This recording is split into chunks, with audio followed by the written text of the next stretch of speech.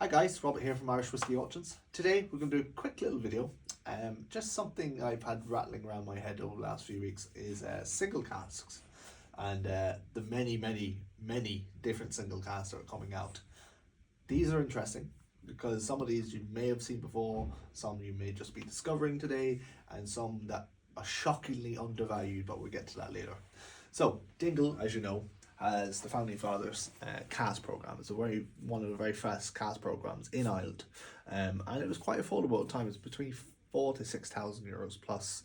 Obviously, there's additional duties and bottling costs at the end of it. So a lot of these were released when they're 8 years old. Now we're starting to see 10 years old, and I think most of the Founding Fathers are between 10, 11, if not touching 12 years old soon. So we may see some 12-year-old Founding Fathers coming out early next year, I suspect. So what we have here is just a few that we see every so often through the auctions. These are quite limited. Some of them are only maybe 200 bottles. Some of them are less than 100 in some cases, because often what will happen is not the full cask is actually released for public sort of sale. So a lot of them will be kept for family and friends and gifted as thank yous and whatnot over the years. So for instance, this one here is only about 80 bottles. That's all there is out in the wild, and that is it. This is an interesting one because it's actually a port cask, which you don't see too many of the port versions. There's also a red wine cask that we've had through the years, which again, I think there was only about half a dozen of the red wine cask available as an option. Most of these Founding Fathers were either bourbon or sherry. This is a sherry cask. We've got a bourbon here and we've got a sherry here. This is an 8-year-old sherry. This here I think is about 10 years old. That's a bourbon cask. Again, you'll notice that a lot of these are actually cask strength. I think the reason why a lot of people went for cask strength in the end, it gives them a lot more optionality when they're sort of bottling, because you can always add a bit of water or add a bit of ice to it. So that's why a lot of these coming out are sort of mid-50s and everything, mid-55% onwards. But yeah, very cool, very different, a lot of different things there. This one here we were actually just discussing. So you see these time and time again. It's a 25-year-old Bushmills.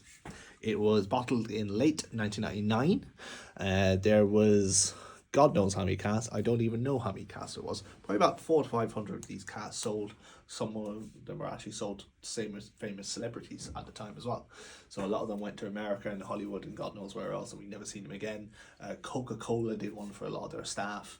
A lot of people in Irish distillers and Bushmills had casks as well. A lot of private individuals throughout Northern Ireland and the rest of the country and Europe got them as well. So they went everywhere. They were all bottled in October 1999, roughly speaking, just before the millennium. All distilled in 1975. These will set you back about 200 to 300 euros, depending on what they come up for in auction. Currently, if you want to buy yourself a Bushmills 25-year-old, they do a lovely modern version. You can buy direct from Bushmills or any good retailer. It's over 900 euros on the distillery website. You can pick up this here from 1975, distilled at the millennium, for about 240, 250 euros. Which is the better option? I don't know.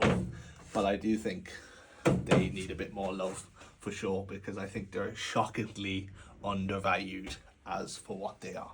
So that's it, quick little video. So any questions, reach out to us, and yeah, get bidding. Take care, bye bye.